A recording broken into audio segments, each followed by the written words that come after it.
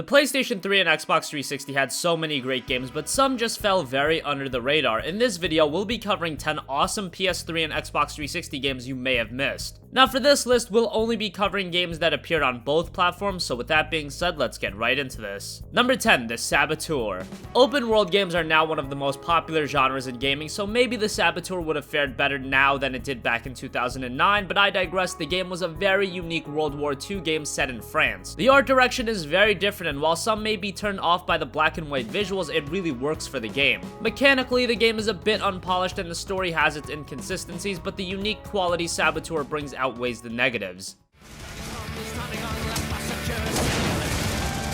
The resistance grows stronger each day.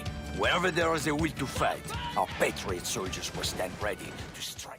Number 9, El Shaddai, the Ascension of the Metatron. El Shaddai is a third-person action platformer, and this is another very unique game. It's very deep in how it presents everything in the game. Aesthetically, the design is fantastic, the soundtrack complements the game the entire way through, the combat is engaging, albeit somewhat repetitive. The story is the one area where some may have issues with. It has a lot of religious influences, and there's a lot of plot holes. El Shaddai is a great game. It does have its faults, but it's very much worth playing. Number 8, Shadows of the Damned. Suda51 has made a lot of great games, and with the help from Shinji Mikami, the creator of Resident Evil, came Shadows of the Damned, an over-the-top action game. The game doesn't have the horror to the degree of the older Resident Evil games, but the action thriller style gameplay is there in full force, and Suda51's sense of humor and design adds to the game. The gameplay is great, albeit a bit standard, and the story was engaging for what it was. If you enjoy games with a less serious tone, then you'll really enjoy Shadows of the Damned.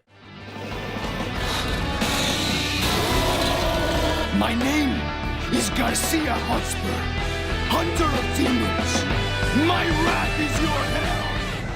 Number 7, NIER. NIER was published by Square Enix, and the JRPG has its clear issues. The gameplay was subpar and mechanically was almost unfinished. A lot of the quests were very mundane and just felt as if they were there to pad content. However, what makes NIER a great game is aesthetically, it's on another level. The visual style is very different than most JRPGs, the soundtrack is phenomenal, some of the best music you'll ever hear. The story was also a strong point of NIER. It was mature, emotional, and very well told. Sure, NIER does have its issues, but if you're a fan of JRPGs, you have to play it. Number 6, Castlevania Lords of Shadow. Castlevania is one of the all-time great video game franchises, but they are mostly known for their 2D games. Castlevania Lords of Shadow is a 3D action-adventure game that is among the best in the series. For the time the game was released, Lords of Shadows graphically looked amazing, and still to this day it holds up. The gameplay was good, combat was a bit repetitive, but that was broken up by very good platforming sections. The level design was good, and the aesthetic design was on point. The story and writing was also really well done. Castlevania Lords of Shadow would see a sequel, but that wasn't nearly as good. If you haven't played the first one, definitely do so. Number 5, Transformers Fall of Cybertron. Transformers Fall of Cybertron was the follow-up to the excellent Transformers War for Cybertron. Fall of Cybertron is also a very good game, and if you're a fan of Transformers, it's a must-play. From the narrative, to the audio, to the visual design, it's all geared towards fans of the series. Gameplay was excellent, and the variety of Transformers and their abilities kept the game engaging without being overly repetitive. The game does have its issues, especially from a technical perspective on consoles, but for the most part, Fall of Cybertron was a great title.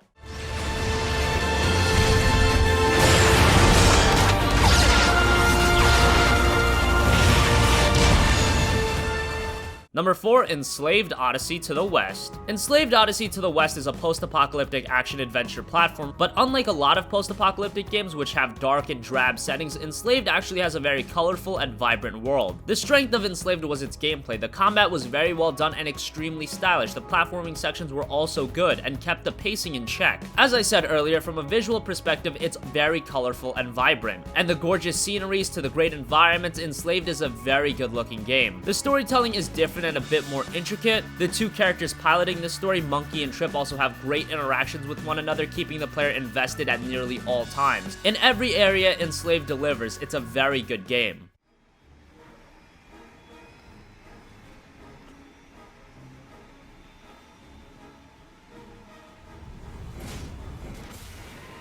Escape pod 2 launched. Warning. 1 pod remaining. One pod remaining. Warning. 1 pod remaining.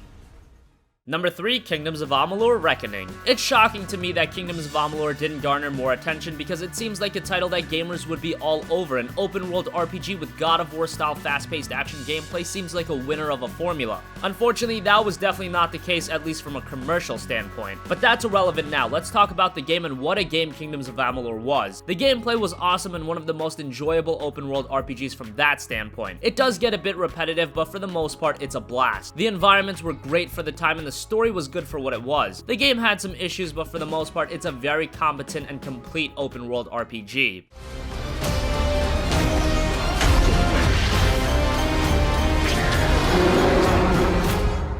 Number 2, Spec Ops: The Line. It's obvious to see why Spec Ops: The Line was a commercial failure. In an era where games are $60 and Spec Ops: The Line having a pretty bad multiplayer mode and a single-player campaign that could be completed in 4 hours, I see the issues with Spec Ops: The Line. However, that 4-hour single-player campaign was excellent, from the narrative and the different themes it presented in a very mature tone to the believable characters, and the overall atmosphere the game set was very different than other games. I could see why gamers weren't all over Spec Ops: The Line initially. It's hard to justify spending $60 on it, but now when it's available in the bargain bin, I highly recommend it.